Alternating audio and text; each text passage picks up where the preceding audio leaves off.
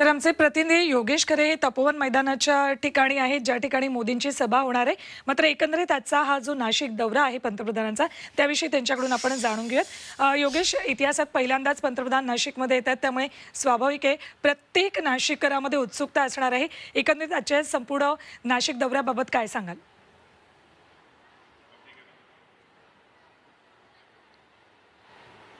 लोकसभा निवडणुकांच्या आगामी तयारीच्या पार्श्वभूमीवर आजचा हा युवा महोत्सव महत्त्वपूर्ण ठरणार आहे. पंतप्रधान नरेंद्र मोदी एकूणच महाराष्ट्रात या येणाऱ्या आगामी निवडणुकांचा आगाज करणार असं म्हणता येईल, किंवा आपण म्हणूया प्रचाराचा नारळ फुटेल असंही म्हणता येईल. सुरुवात ही झालेली आहे. आपण बघू शकतो की मोठा 16 एकरवर जो युवा महोत्सवासाठी सांस्कृतिक सादरीकरणासाठी मोठा मंडप उभारण्यात आलेला आहे. याच ठिकाणी पंतप्रधान नरेंद्र मोदी 12-12:30च्या दरम्यान येतील आणि या युवा महोत्सवाचं उद्घाटन करतील.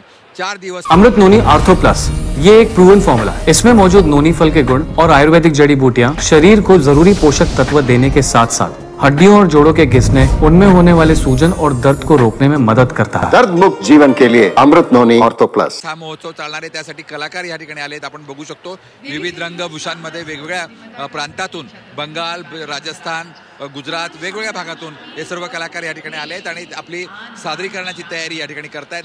थोड्याच वेळामध्ये सादरीकरण या ठिकाणी केलं जाईल.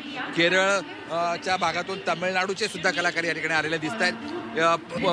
सभास्थान जे आहे ते सुद्धा या ठिकाणी तयार झालेलं आहे. मोठा डिस्प्ले या ठिकाणी लावण्यात आलेला आहे. बाजूला जर आपण बघितलं तर जवळजवळ दीड किलोमीटरवरचा हा संपूर्ण मंडपामध्ये 1.5 ते 2 लाख लोकांची बसण्याची व्यवस्था ही या ठिकाणी करण्यात आलेली आहे. विविध डिस्प्ले लावण्यात आलेले आहेत आणि तरुणाई जी आहे ती या सभा मंडपामध्ये आता आपल्याला आलेली दिसते. अनेक युवक, विद्यार्थी या परिसरामध्ये आलेले आहेत. प्रत्येकाच्या डोक्यावरची टोपी आपल्याला या ठिकाणी दिसते. पंतप्रधान नरेंद्र मोदी यांचं स्वागत करण्यासाठी उत्साहित असलेले हे तरुण आता नरेंद्र मोदी पंतप्रधान आपल्याला काय संबोधन करणार, काय विचार देणार, याकडे सर्वांचंच लक्ष लागलेलं आहे. ठीक, धन्यवाद योगेश या संपूर्ण माहितीसाठी. तर पंतप्रधान नरेंद्र मोदी आज नाशिकमध्ये येत आहेत. नाशिकमध्ये काही वेळात ते पोहोचतील. त्यानंतर त्यांचा रोड शो होणार आहे, याचीही मोठी उत्सुकता आहे.